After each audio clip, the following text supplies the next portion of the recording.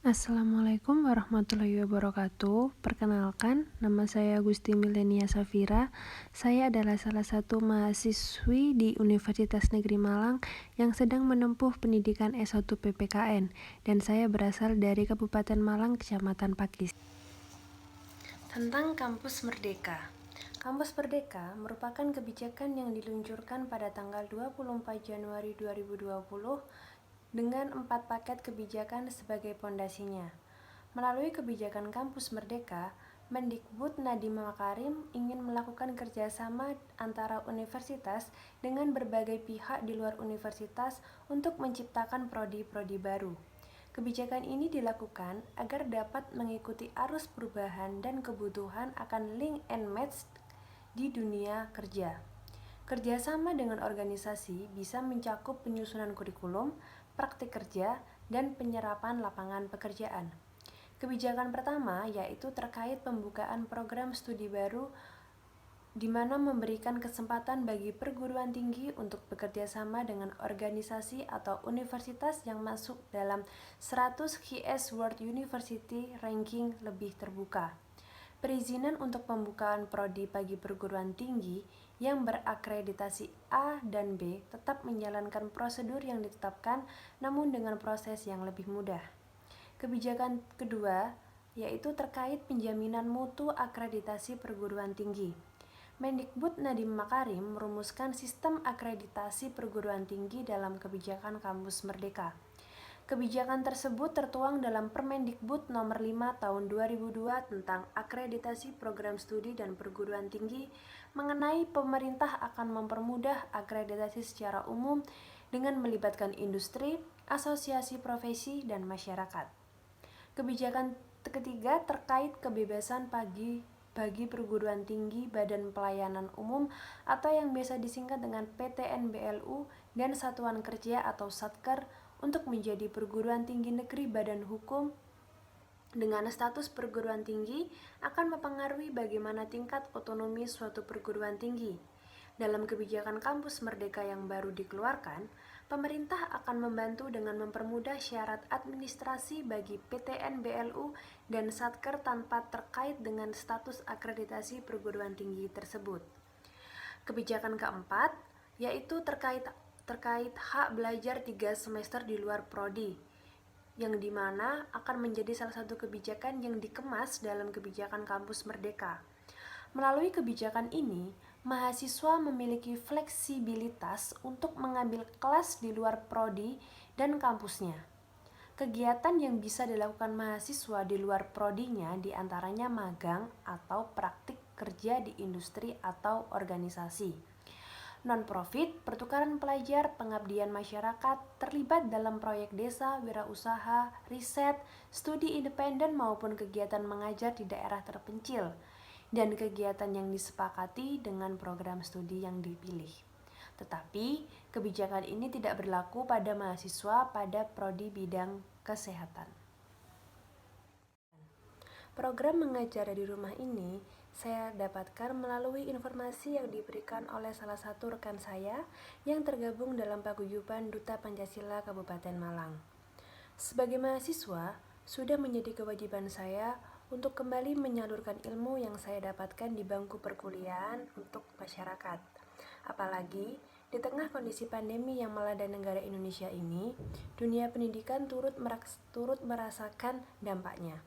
Seluruh kegiatan pembelajaran dilaksanakan dari rumah atau sering disebut dengan pembelajaran secara daring atau dalam jaringan.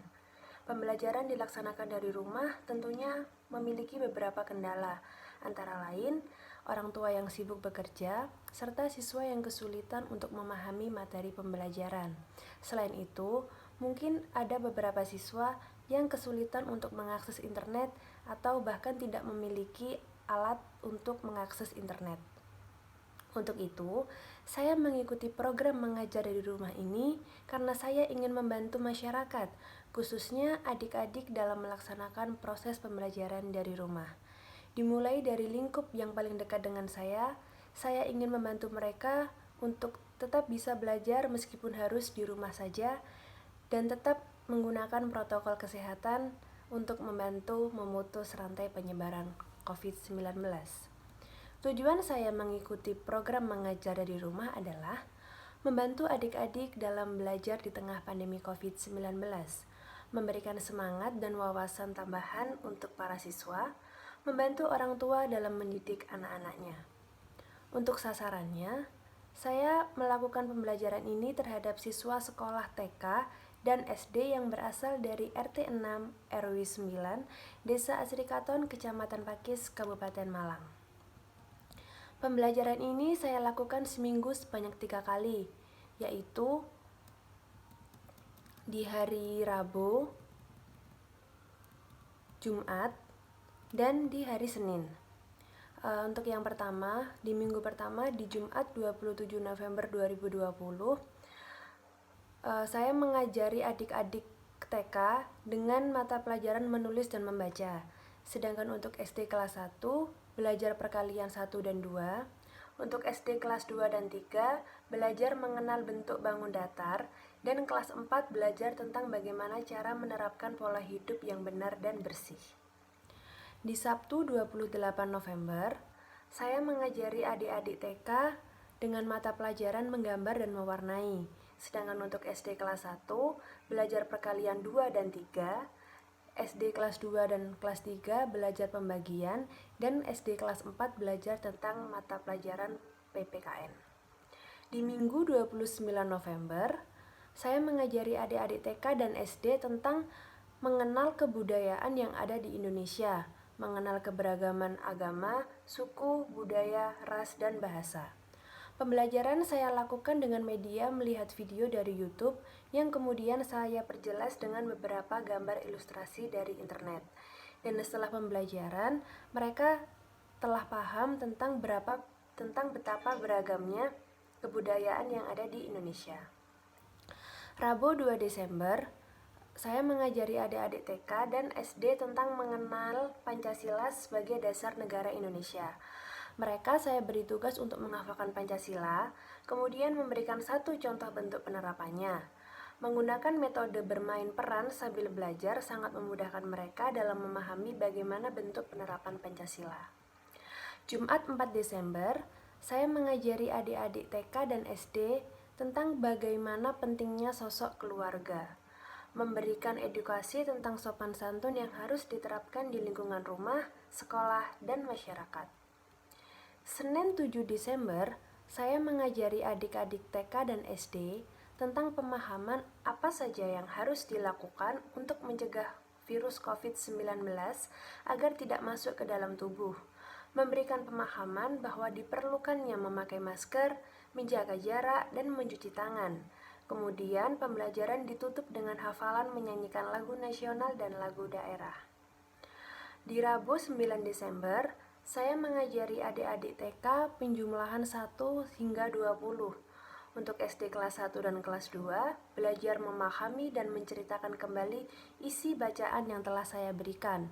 Dan untuk SD kelas 3 dan kelas 4, mereka belajar pembagian dengan metode Purogapit. Jumat 11 Desember, saya mengajari adik-adik TK penjumlahan 20 hingga 30.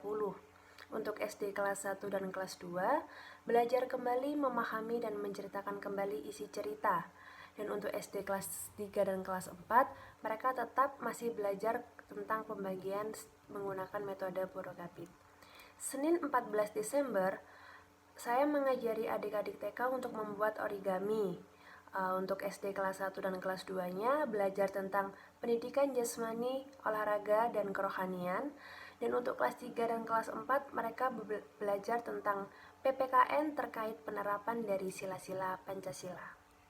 Kemudian Rabu 16 Desember, saya mengajari adik-adik TK menulis, di mana saya menggunakan metode dikti. Jadi, saya mendiktikan dan mereka menulis kembali di buku tulisannya. Untuk SD kelas 1 sampai kelas 4, mereka diberikan bacaan dan ditugaskan saling menceritakan kembali apa yang mereka pahami. Di Jumat 18 Desember, saya mengajari adik-adik TK menulis di mana saya dikti dan kemudian mereka menuliskan kembali di buku tulisannya. Untuk SD kelas 1 sampai kelas 4, mereka melihat film, kemudian saya tugaskan untuk mengambil pesan moral yang terdapat pada film tersebut. Minggu 20 Desember, saya mengajari adik-adik TK dan SD terkait norma-norma yang ada di lingkungan keluarga, sekolah, dan masyarakat. Kemudian saya juga memberikan edukasi tentang bagaimana cara berperilaku yang baik, sopan, dan santun kepada semua orang. Dari analisis hasil kegiatan, sebelumnya siswa belum paham tentang PHBS. Kemudian setelah melakukan pembelajaran, mereka paham tentang PHBS. Siswa belum lancar perkalian dan pembagian. Kemudian setelah dilakukan beberapa kali pertemuan dan pengulangan, akhirnya mereka bisa lancar perkalian dan pembagian. Kemudian banyak siswa yang belum paham tentang keberagaman yang ada di Indonesia.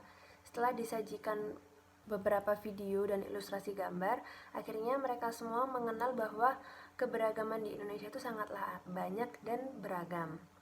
Kemudian beberapa siswa tidak hafal tentang Pancasila dan juga simbol-simbol dari setiap sila.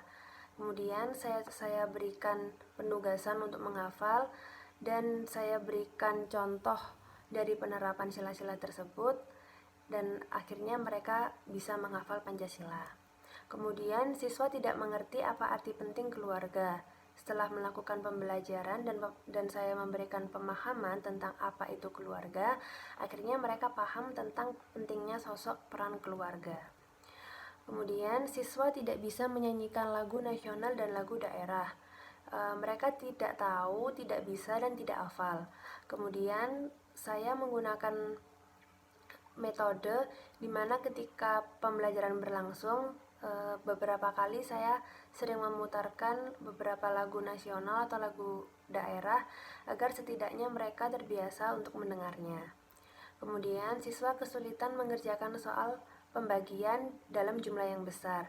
Akhirnya saya mengajarkan metode Borogapit agar memudah mereka dan akhirnya mereka bisa mengerjakan pembagian dalam jumlah yang besar. Kemudian beberapa siswa tidak paham akan isi dari bacaan yang dibaca. Setelah melakukan pembelajaran, akhirnya mereka lebih paham dan bisa menceritakan kembali isi dari bacaan yang dibacanya. Kemudian beberapa siswa malas berolahraga. Dengan melakukan pembelajaran dan saya memberikan edukasi terkait pentingnya olahraga, akhirnya mereka paham dan mau melakukan olahraga dengan rutin. Kemudian siswa tidak pernah berbagi cerita dan pengalamannya. Jadi kebanyakan siswa itu bersifat individu, jadi dia tidak suka bercerita kepada temannya. Kemudian saya memberikan pemahaman bahwa berbagi cerita itu penting agar kalian bisa merasa sharing. Akhirnya setelah saya berikan edukasi, mereka mulai sedikit demi sedikit terbiasa untuk menceritakan pengalamannya. Kemudian siswa kebanyakan hanya melihat film saja tanpa mengambil pesan moralnya. Dari beberapa kali pertemuan, saya mencoba memberikan film kepada mereka, kemudian saya ajari untuk tidak hanya melihat, namun juga harus bisa mengambil pesan moralnya. Kemudian yang terakhir, siswa kurang paham akan bagaimana cara beretika yang baik dan benar dalam lingkungan dan berinteraksi.